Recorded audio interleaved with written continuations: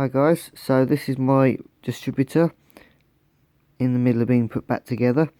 I didn't have this strip down in mind, it was just a quick points adjustment, but at the end of the day it's now going to have a bit more life left in it. It's been all re-greased, cleaned out, and as you can see it's looking a lot better than when I started. So let's explain this Centrifual Advance, because I was very curious to know how this worked, and it is incredibly geniusly simple, believe it or not. So what happens is, you've got obviously the drive at the bottom here, and that spins the lower section which is there, and then you have this top part on here which literally drops on top of it.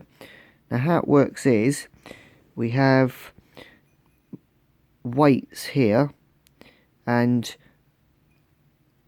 that pin and that pin are part of the lower part of the shaft, and then this bit literally sits on top of it like that, like so. What happens is, these two pins on the lower part, on the lower plate, spin round and round really fast, and then as they get to a certain speed, the weight of those pushes out like that, which then causes this top half, as you just saw, to pull clockwise.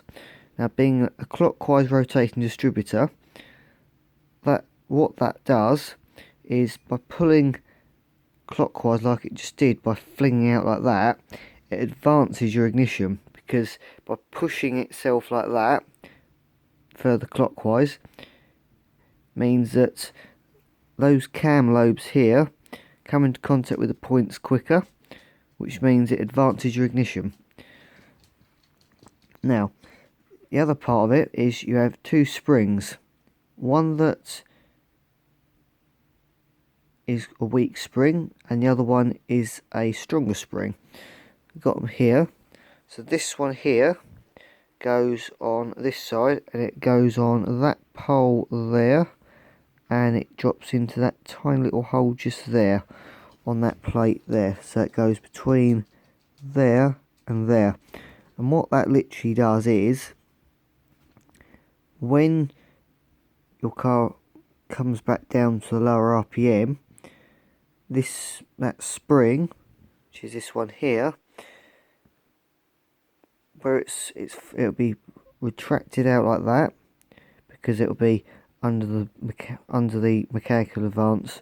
And what will happen is, as it slows down, that will pull back in, and therefore, if you watch this, pull it back like that.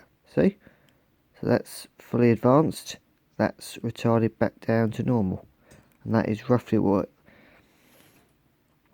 So that pulls that one back, and then to stop it advancing more than it's supposed to, we have another spring, which is this one here, and that literally goes on that side.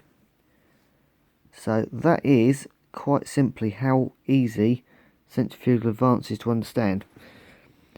It's very simple, yet so effective. I'm going to put these springs back on, make sure it's all nicely greased up, and then I can put the base plate on, and we can then put up everything back together with the vacuum advance module, which will come through that hole there, and then we can set about getting back to what we were doing with the points.